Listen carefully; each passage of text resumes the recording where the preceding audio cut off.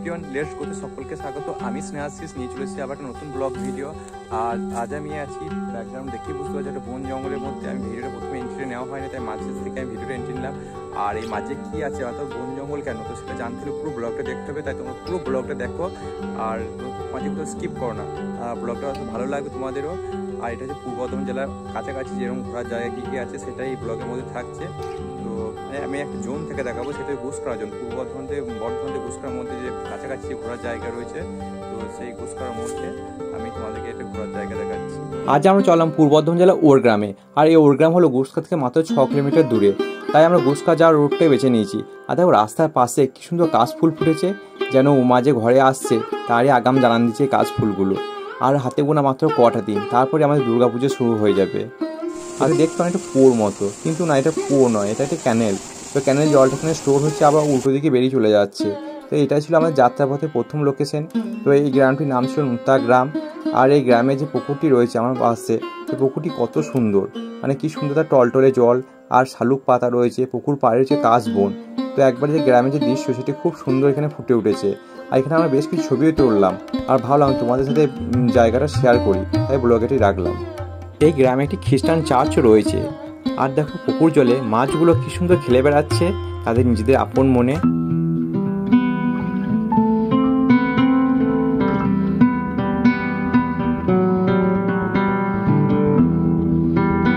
পায়ে হেঁটে চলো চার্চের দিকে যাওয়া যাক।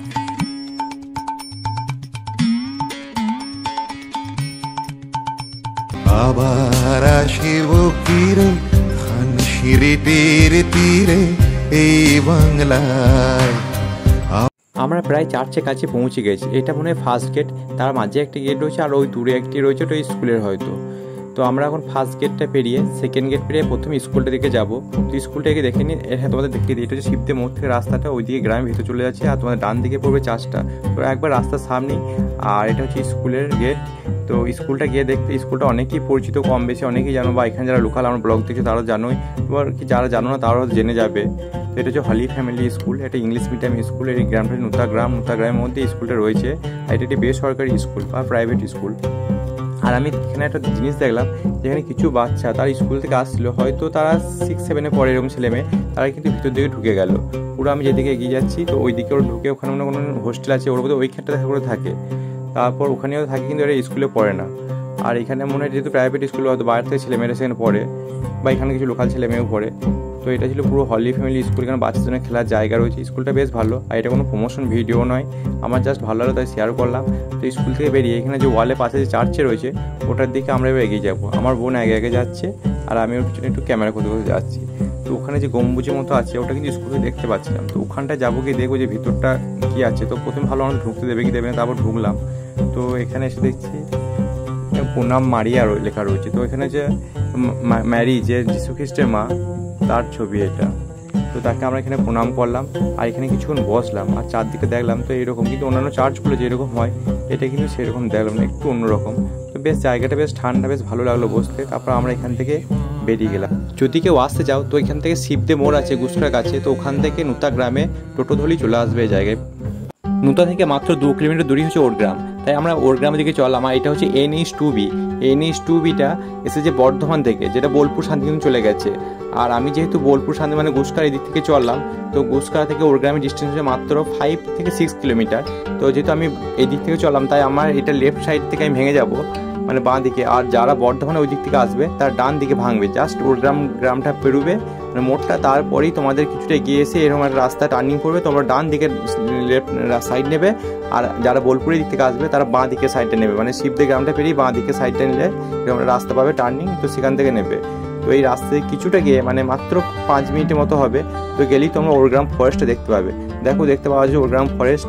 আর এটা তোমাদের লেফট সাইডে পড়বে। আমরা এখান থেকে আবার বাঁ দিকে ঢুকে যাবো। এর আগেও একটা রাস্তা পড়ে, সেটা দিলেও তোমরা ওরগ্রাম ফরেস্টের ভেতরে যেতে পারবে, ওখানে রিসোর্টটা পাবে। আর এটা পুরো বনের ভেতরে পৌঁছে যাবে। আর পাশেই রয়েছে ওরগ্রাম ফরেস্ট অফিস। আর এই দিকটাতে আমরা এগিয়ে যাচ্ছি, কারণ ভেতরটা আমরা অনেকটা জঙ্গলের ভেতরে যেতে চাই। তো আমি এর আগে 2-3 বার এসেছি। তো এইভাবে আরও একটু ডিপে মানে ভেতরে গিয়ে দেখতে চাই ওখানে কী আছে না আছে। তো যা দেখবো সবটাই তোমাদের সাথে শেয়ার করবো।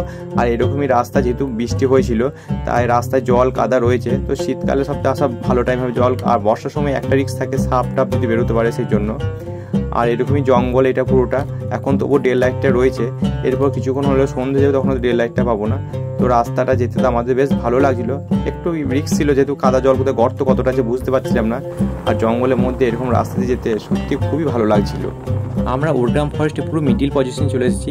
আর যদি কেউ ওরগ্রাম এসে ঘুরতে যাও তো জায়গাটা আমি বলবো সত্যি খুবই একটা সুন্দর জায়গা। মানে বিকাল টাইম বা দুপুর টাইম যদি কেউ আসো তাদের এই জায়গাটা খুবই ভালো লাগবে। তোমরা হেঁটেও ঘুরতে পারো। আমরা এখানে গাড়িটা রেখে এবার পুরোটা হেঁটে ঘুরবো। ওরগ্রাম ফরেস্ট, তবে এখানে বাঘ জন্তু বা অন্যান্য প্রাণী যেগুলো থাকে বন্য প্রাণী সেগুলো নেই, সেখান থেকে পুরো সেফ। এমনি গাছপালা এইটুকুই রয়েছে। তো তোমরা পুরো ব্লগটা দেখো আর তোমরা এখানে ঘুরে যেতে পারো। আর এর কাছাকাছি একটা বিমানবন্দর রয়েছে যেটা ব্রিটিশ আমলে ছিল, কিন্তু এখন সেটা কাজ নেই। তো সেটা যদি বাড়িতে দেখাবো, যেহেতু অনেকটা সন্ধে হয়ে যাচ্ছে, তো সময় হলে আমি দেখাবো তোমাদেরকে।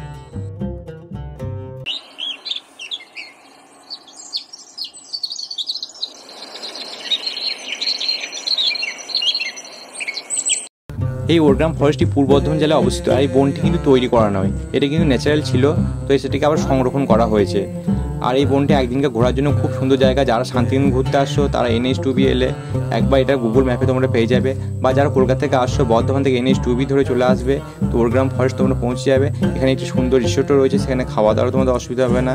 তাই তোমরা এই জায়গাটা ঘুরবে, সবার খুব ভালো লাগবে একদিনকে ঘোরার জন্য। আর আমি রিসোর্টের ছবিটা এখানে দিয়েছি, রিসোর্টে আমি আগেও এসেছিলাম, তো তার কিছু ছবি রয়েছে, তো সেটা তোমাদের দিয়েছি, দেখে নিও। আর খুব সুন্দর জায়গা। তো পূর্ব বর্ধমান ডিস্ট্রিক্ট যাদের বাড়ি তারা এই জায়গাটা আসতে পারো, খুব সুন্দর এই জঙ্গলটা। তো এটা ঘুরে তোমরা দেখো, জঙ্গলটা এমনি ভালো। আর জঙ্গলের আশপাশে আরও অনেক কিছু ঘোরার জায়গা রয়েছে, তো সেগুলো যতটা পারবো আমি কভার করার চেষ্টা করব। তো আমি ওরগ্রাম আর এই পাশে যে গ্রামটা আছে ওই দুটো গ্রামের উপরই ব্লগটা বানাচ্ছি। তো তোমরা পুরো ভিডিওটা পুরোটা দেখো। বনের ভিতরের দিকে একটু ঢুকে দেখা যাক যে এখানে জীবজন্তু ছাড়া অন্য কোনো কিছু নাই তো, মানে যাদের শরীর থাকে না এরকম কেউ।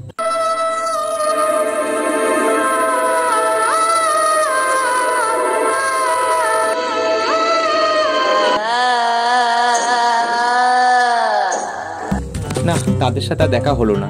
তো একাই বনের মধ্যে দিয়ে হেঁটে যায়, তো হেঁটে যেতে বেশ ভালো লাগছিল। কিন্তু শুধু কি হেঁটে যাবো, মাঝে একটু ছবি তুললে ভালো হয় না? তো আমরা ছবিও কিছু তুলে নিলাম। তো দূরে ওটা কি দেখা যাচ্ছে, যেটা আগে সাপের সিনেমায় দেখতে পেতাম, যেগুলো দিয়ে সাপ বেরোতো মনে হয় সাপের ঘরের মতো।